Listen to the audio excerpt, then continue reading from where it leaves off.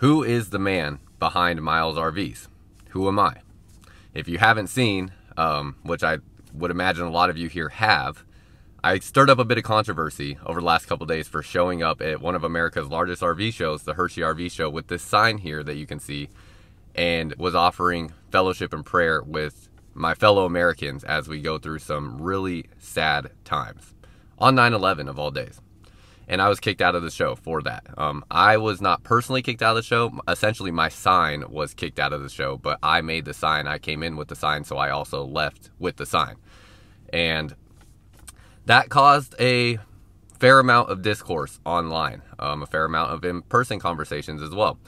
And before anybody makes an attempt to judge me, I want to make sure you know exactly who I am. First and foremost, you've seen a lot of it already, especially if you've been on my Firmly Unbound channel. But even with my YouTube channels, I have never scripted a single video ever. Every word that comes out of my mouth is simply what is being processed in my brain and then being translated through my mouth in real time. And that's exactly what I'm doing here as well. I'm adding this portion into the video after I already have filmed everything else, because I realized I do want to put this video on my Myles RVs channel. This will be the last time that I talk about anything of this subject matter on this channel, but I do want this to be a message that I want to reach as many people as possible, and I have to post it where I have the biggest platform, which is my RV page. Now, if you want to support me going forward, I will continue to have these discussions, conversations, and whatever comes forth from that on my Firmly Unbound YouTube channel. So there will be a link down below in the pinned comment and description of this video if you want to go over to my Firmly Unbound YouTube channel and support me there by subscribing and then, following along as we continue to move forward. But I am going to put this on this RV channel, and from this point forward, it will be back to RVs and back to, things as normal here on this channel. But you can follow me there on the Firmly Unbound channel going forward to continue these discussions, conversations, and then whatever else is to come from that. So that is where this video will live, but you can support me further if you would like, or if you want to go see more of my ideas and other stuff that I've shared, you can go over to Firmly Unbound to check that out. And then going forward from here, it will all be RVs. But today I want to take a second to give you a deeper dive into the man that I am and why I did what I did. And yeah, we'll just dive into that. We will just dive into that. So it's going to be a little bit of a life story here. I'm going to try to keep it as condensed and concise as possible. But I want you guys to know who I am before you make your judgments of me. And then after that, it is free game for you to feel however you want to feel about me after you have heard who I am and where I've came from. So that being said, I'm going to skip over the most of my childhood because most of it is irrelevant, but I must get into the core element of the biggest decision that shaped much of my, teenage years into my adult life. And things that I was exposed to. So I got exposed to my first taste of a more secular world when I was like 11 years old, I believe. It's either 10 or 11, but I'm pretty certain it was 11. I had a cousin that I was playing video games with that was making sexually suggestive comments about the females that were appearing in this video game. It was a wrestling video game, and women in very provocative clothing. Now, I had never looked at women like that a day in my life prior to this moment, prior to those ideas being, kind of injected into my mind. And from that day forward, I got a very unhealthy interest in the female sexuality, the female body. And I discovered porn very shortly after that, and I struggled with a pornography addiction up to a very recent moment in my life. That is something that I have for decades not been able to drop until more recently. And that led to some very horrific decisions that I made. One of those decisions being, or really the decision that I made that was the most horrific, was that I discovered content online of people that were attempting to either take pictures of or record videos of women in either public places or in dressing rooms and trying to get videos of them in a voyeuristic way. And so I saw far too much of that. And when I was then in a co-ed dressing room where I could tell that there was a woman next to me, I attempted to do the same thing. And sadly, I got away with it. And that there was the biggest rush I had ever experienced in my entire life. I could not believe it. My heart was pounding out of my chest. It was the most adrenaline I've ever experienced in my life. And that was intoxicating. That was a rush like I had never felt before. So I went back and I did it again. And I went back and I did it a third time. And I got arrested on the third time. And that obviously changed my life forever. That changed my life forever. That was when I was 20 years, or I think I was, 20 years old. I was 20 years old. I was in college. And it was simply because of the sickness that was in my head about these ideas. I mean, I even had like a girlfriend, a very beautiful girlfriend at the time. And it wasn't even chasing after the seeing other women necessarily. It was just the thrill, the rush of it. That was just intoxicating. So I got arrested, and the next 3 years of my life, because almost a full year was spent going through a court trial process, and then the following 2 years of my life after that were basically go to work, go home, and that's it.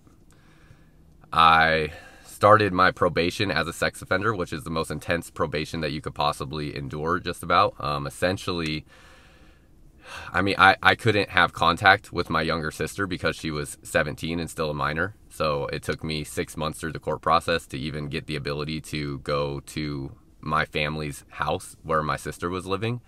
I couldn't even talk to my parents about my sister. I got polygraph tested every like 4 to 6 weeks or so. And they asked me questions like if I have had exposure to minors or anything of that nature. No internet, no cell phone, or at least no smartphone or anything like that for 2 years. And so I basically did much of nothing other than just going to work and being at home. And oddly enough, that did not push me to Christ. That was not what pushed me to Christ. I spent about the next, after that period, I actually had a little bit of resentment towards my relationship with God because I grew up as a Christian, and in my growing up as a Christian, I tried to do everything so perfectly. I don't know why I had this facade about me that I tried to put on, like I was perfect. Like in college and in high school, I didn't ever drink. I didn't ever do drugs. I didn't even have my first sip of alcohol until I was 21 years old. But I was making these kinds of decisions behind the scenes that nobody could see. So I had a little bit of resentment to this whole philosophy of how I grew up. Basically feeling like I would have been better off if I would have just made more like, less consequential bad decisions versus like the weight of this bad decision that I had made. And maybe if I had made less consequential bad decisions, I would have not made this bad decision. So that led to me, after I got off probation and finally getting my freedom back and being able to live a regular life at about 23, 24 years old, to go fully into the secular world. I was making music at the time, and the music that I was making, I would be ashamed for my children to hear in the future. Was ashamed for my wife to have to hear the songs that I was making and what I was talking about in those songs. And that's what I was doing. Performing that, I was working with music artists, doing all those things. I started drinking, I started smoking weed, all the things. And I did that up until I moved to Texas. Then I moved to Texas and started working in the RV industry, and I owe so much credit to this man. Tommy Owen, who is still the manager at Holiday World in Dallas, Texas. He brought me into that organization to start selling RVs when I needed a job. It was simply just the first place that I got a job interview at when I moved to Texas because I needed a job. I didn't even know that it was an RV dealership. I genuinely thought that because I was applying to so many jobs and just filling out application after application after application, not even reading, what the job entailed. I just needed a job. I genuinely thought Holiday World was going to be like a holiday decor store. I thought we were going to be selling Christmas trees and, Easter bunny statues or something, genuinely. And I showed up and it was an RV dealership. And Tommy hired me, and that man changed my life over the course of the next 3 years, working in that industry, being alongside him, conversations with him. So grateful for that man. I call him my Texas dad. And then I started to slowly experience a shift, but I still was not where I really wanted to be. Most of y'all know I went through a first marriage, and in my first marriage, I was still struggling with pornography, especially in the moments where there was more discomfort within our relationship, when there was more tension in our relationship. I was still turning to pornography as my outlet, as my escape, and was not living a life that I wanted to live. And so for many various reasons, and that being one of them, my ex-wife and I got divorced. And shortly after that moment, I started traveling around the country, filming RVs for you guys, and also just trying to find myself again, figure out who I am and who I really want to be. Basically, my entire 20s just felt plagued with bad decisions that were so much of my own bad decisions, and so much of them were from diving in and being, involved in a secular world and being involved in secular activities. And even more so in saying that, it was more of the mindset that I was in, where it was that the consequences of life and my existence and all these things, they aren't as deep as I believe them to be now. So after we got divorced, I traveled around the country. I now have about 87,000 miles on my truck, I believe, which I did the math before I started this video. That's about 1,450 hours that I've spent driving in my truck. Excuse me. And in that time that I've spent driving in my truck, that 1,450 hours, at least probably 1,200 of those hours, I have been listening to debate, to conversations. I don't hardly ever listen to music. It just doesn't really interest me nearly as much as listening to debate and conversations about different things. And so I have heard now every good argument under the sun over the past 2 years. My favorite thing to do is try to find the absolute best arguments that I can find for different worldviews, for different religions. One thing that I think is so flawed about short form media like TikTok and Instagram and stuff like that is they get these video clips that oftentimes are not even presenting somebody's best arguments. They're clipping out somebody's worst take on an argument and then using that as evidence for why the idea is flawed. But it's truly, if you want to actually understand what is truth and what you believe to be true, you simply must listen to full form debate of complex ideas and listen to them deconstructed and listen to them be put to criticism and see how they stand up to that criticism and then make your assessment. I've been doing that for the past 2 years, and that has involved listening to quite a bit of Charlie Kirk as well. Now, Charlie Kirk was not even probably in my top 3 of like the people that I listened to the most, but he certainly was somebody that I got a lot of influence from and is undoubtedly a contributor to who the man I am today is, where I am a much closer follower of God. I have rid pornography from my life entirely, and I am the man that I want to be more and more every day, and I feel even more drawn into that now after the events that we have experienced with seeing somebody like that I have spent many hours listening to get assassinated like that. Of course, the school shootings and everything like that are horrific and such a tragedy. And in fact, many people don't know this, but my wife is an eyewitness to one of these events that has happened, as she is a school teacher and a coach. And she has been an eyewitness to one of these major national events. And it was actually one of the biggest ones that has happened in the past 12 months in our country. So yeah, I have kind of a deep personal relationship with those kind of events. But something about this was the last straw. So that is why this is creating the response that it is, because what happened to Charlie Kirk was the last straw. That is why you're now seeing me take this approach that I am. Because that was the last straw on top of everything else that we have seen in this country for the past, for me, 5 years that I've been paying attention. It was really 2020 and COVID where I realized I really need to start paying attention to what is going on in our culture and society. And I am so ashamed of the person that I was in the past, but it is only through the death and resurrection of Jesus Christ and believing that, studying that to make sure I believe in it, and then truly confessing my sins to Jesus and asking for repentance and accepting him as my Lord and Savior, that has allowed me to step into this position where I even feel comfortable to get on a camera and talk to you guys publicly, knowing that those are the sins of my past.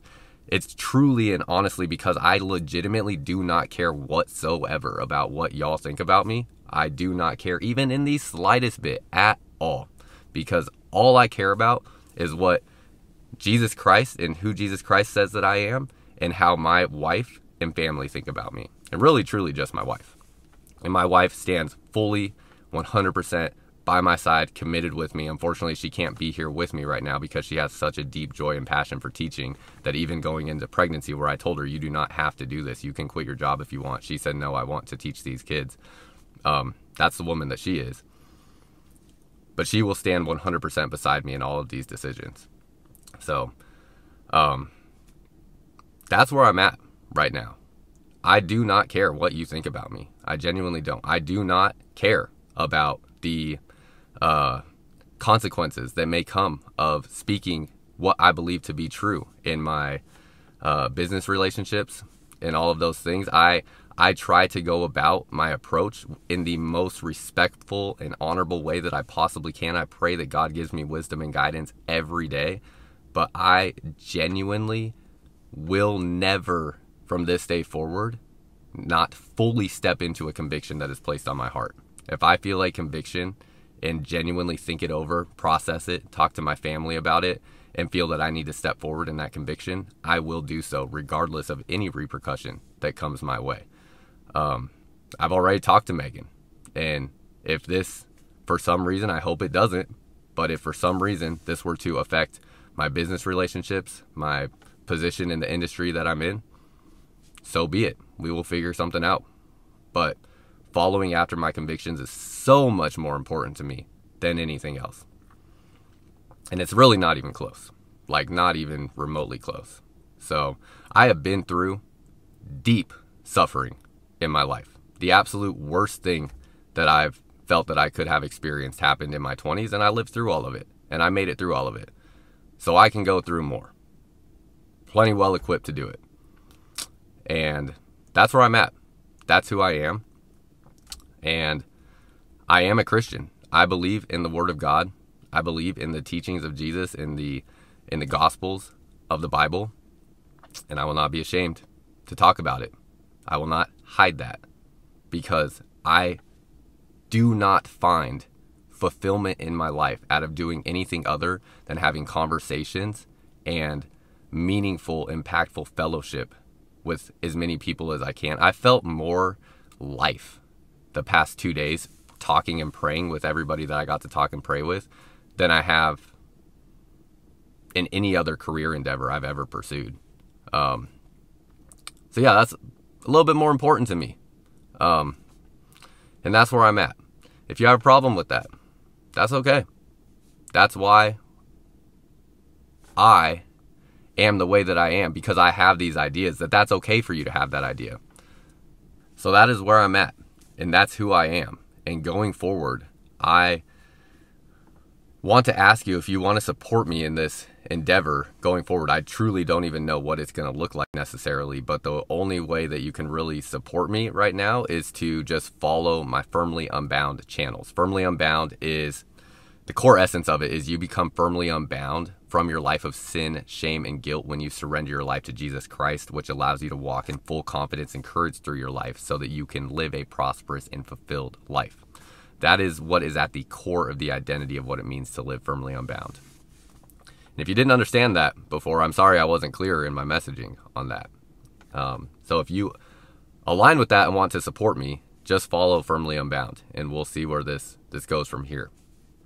But if you don't align with that, I would encourage you to, comment down below why you don't agree with that. And if you are courageous enough, I would love to debate any one of you that are critical of my stances, that are critical of my beliefs. I would love to either face-to-face or virtually debate these ideas with you. I don't do comment debating. You can't solve anything debating stuff in the comments. And what I found, the reason why is because I've done a fair amount of that in the past. And every time I've turned it to, okay, it seems like you're pretty passionate about these ideas. Let's have an actual real debate virtually and talk these ideas out. Every single time, 100% of the time, the person is declined to do that. I won't. I'm willing to talk to any and every one of you that disagree with me. Every single one. Publicly. Every time. I'm not afraid of that at all. Not even a little bit. So I would encourage you, if you disagree with me, to step up. Let's talk. And if you do agree with me, I thank you guys so much for your support, for your encouragement.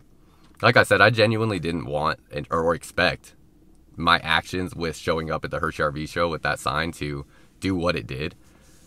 And it wasn't even that big of a thing, I don't think. But it still was felt a little bit. And so I didn't intend for that, but now here we are. So I wanted to let you know who I am as a person, why I believe the things that I do, and why I'm so emotional over this assassination attempt. Charlie Kirk changed my life. He made me the man that I am today. He made me a man that I know Megan is proud of, proud to stand beside. He made me a man that is even more courageous after this assassination. Sadly, I wish I would have stepped into that courage earlier. He's made me a man of conviction, and he pulled me out of this secular mindset that life just doesn't matter, and any decisions that I make are not going to be consequential to my life. Because I made some horrible decisions. I mean, I truly, through my 20s, after I got off probation and decided I was just going to dive fully into, I started sleeping with far more women than I ever should have, and just absolutely just, looking back, this is why these ideas are so harmful. In the moment, I truly felt like what I was doing was not going to be consequential, and nobody could fix it for me. No, my parents couldn't fix it. My parents couldn't talk me out of making these decisions. My friends couldn't talk me out of making these decisions. In fact, my friends kind of supported them and encouraged them, influenced me into them. And the only people that pulled me out of those consequential decisions and got me to see how consequential they were and how damaging they were for my soul were people like Charlie Kirk. So yeah, it kind of has a lot of weight now to see somebody that legitimately changed my life for nothing but the better to be assassinated. But I'm going to end it there. That's who I am. That's what I believe. Jesus Christ is the resurrected King of our world. He is the Son of God. I firmly believe that. I have dove deep into debate of people debating these ideas, and I both logically, reasonably, and with the feelings that I have, believe Jesus to be the Son of God and to be who he says he was in the New Testament of the Bible, in the Gospels.